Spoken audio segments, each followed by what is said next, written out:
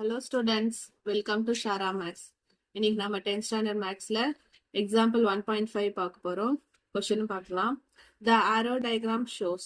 So arrow diagram பக்கத்துலயே அவங்க கொடுத்திருக்காங்க. So it shows the relationship between the set P and Q. So P ன்னு ஒரு set இருக்கு, Q ன்னு ஒரு செட் இருக்கு. அது ரெண்டுத்துக்கும் நடுவுல என்ன ரிலேஷன் இருக்குன்றத ரெப்ரசென்ட் பண்றது தான் இந்த arrow diagram.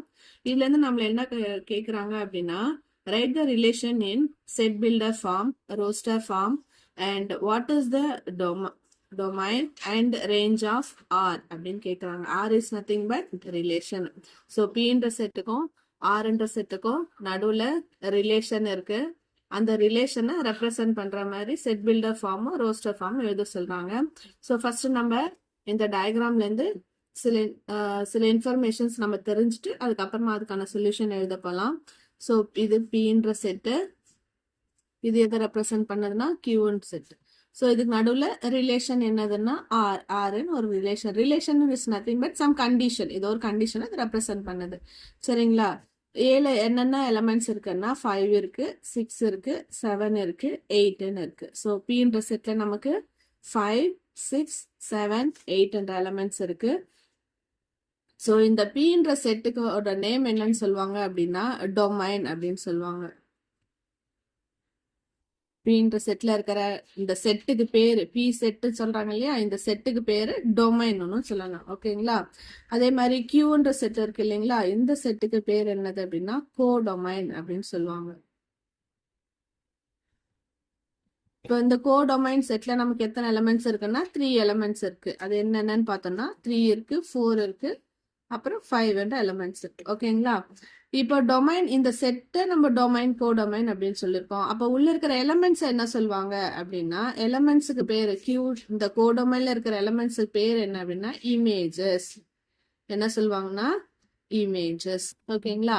அப்ப பின்ற செட்ல இருக்கிற எலமெண்ட்ஸோட பேரு என்னது அப்படின்னு பாத்தீங்க அப்படின்னா ப்ரீ இமேஜஸ், ப்ரீ இமேஜ் அப்படின்னு சொல்லுவோம். இது மட்டும் தெரிஞ்சுட்டா போதும் நமக்கு. ஸோ இது டொமைன், செகண்ட் செட் வந்து கோடொமைன். கோடொமைன்ல இருக்கிற எலமெண்ட்ஸ்க்கு பேரு இமேஜஸ், டொமைன்ல இருக்கிற எலமெண்ட்ஸுக்கு பேரு ப்ரீ இமேஜஸ் அப்படின்னு சொல்லுவாங்க. ஸோ ரிலேஷன் அவங்க கொடுத்துட்டாங்க. 5ன்ற நம்பர் எது கூட போய் பேரா இருக்குன்னா 3ன்ற செட் கூட ரிலேஷன்ல இருக்கு. ஸோ 6, 4 கூட, 7ன்றது 5 கூட இருக்கு. ரைட். இப்ப இதுல இருந்து பாருங்க, இப்ப 5ன்ற நம்பர்ல இருந்து 5க்கும் 3க்கும் இருக்க டிஃபரன்ஸ் பாருங்களேன், 2ன்னு இருக்கு. ஓகேங்களா? 6க்கும் 4க்கும் டிஃபரன்ஸ் என்ன இருக்கு? சேம் 2. 7க்கும் 5க்கும் டிஃபரன்ஸ் என்னதான்? அதே 2 தான். ஸோ இப்போ நம்ம செட் பில்டர் ஃபார்ம் எழுதுறதுக்கு நமக்கு ஈஸியா இருக்கும். ஸோ ஃபர்ஸ்ட் எழுதலாம் சொல்யூஷன். பின்ற செட்ல என்னெல்லாம் எலமெண்ட்ஸ் இருக்கோ அது எழுதிடலாம். 5, 6, 7, 8. அண்ட் கியூன்ற செட்ல என்ன எலமெண்ட்ஸ் இருக்கு? 3, 4, 5 இருக்கு. ரைட். இப்ப ஃபர்ஸ்ட் சப்டிவிஷன் என்ன எழுதணுமா? செட் பில்டர் ஃபார்ம்ல எழுத சொல்லியிருக்காங்க.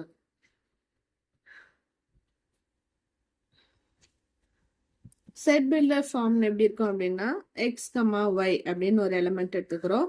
ஸோ எப்பவுமே ஆர்டர் பேர். இப்போ இந்த ஆர்டர் பேர் x, yன்றது எப்படின்னா நமக்கு p, qன்னு செட் இருக்கு இல்லைங்களா, அப்போ ஃபர்ஸ்ட் எலிமெண்ட் கண்டிப்பா எங்கேருந்து வந்திருக்கும்? இந்த எக்ஸ்ன்ற எலிமெண்ட் நமக்கு பில இருந்து வந்திருக்கும். அதே மாதிரி ஒய்ன்ற எலிமெண்ட் எங்கேருந்து வந்திருக்குன்னா எங்கேருந்து வந்திருக்கும்?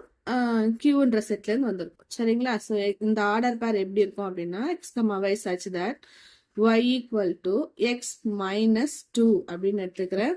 ஸோ நான் ஆல்ரெடி சொன்னதுதான், எக்ஸ் இந்த எக்ஸ் பிலாங்ஸ் டு p என்ற set, y belongs to q என்ற செட்.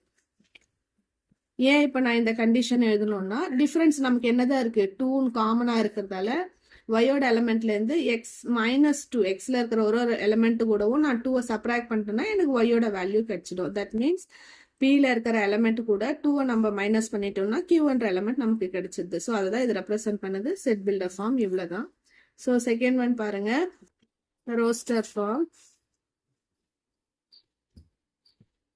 ரோஸ்டர் ஃபார்ம்ன்றது ஒன்றும் இல்லை, இந்த டயக்ராம்ல இருக்கிற பி கியூ கூட என்னென்ன நம்பர் ரிலேஷன்ல இருக்கு? 5 related to 3, 6 is related to 4, 7 is related to 5 இல்லைங்களா? ஸோ அந்த ஆர்டர் பேரை எழுத வேண்டியதுதான்.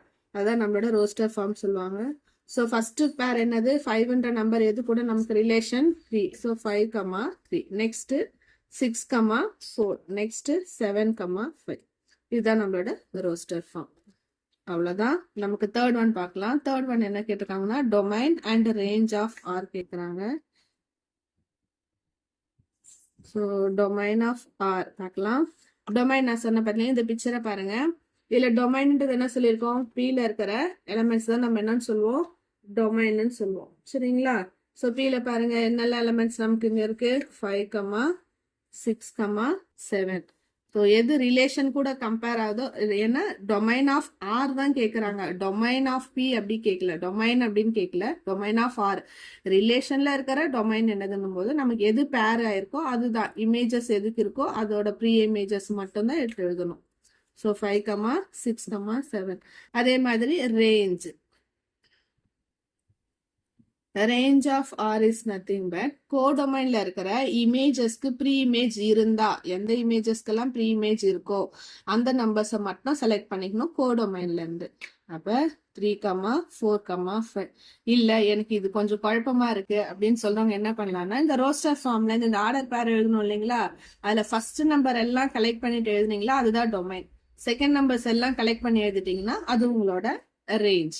சரிங்களா? Thank you students.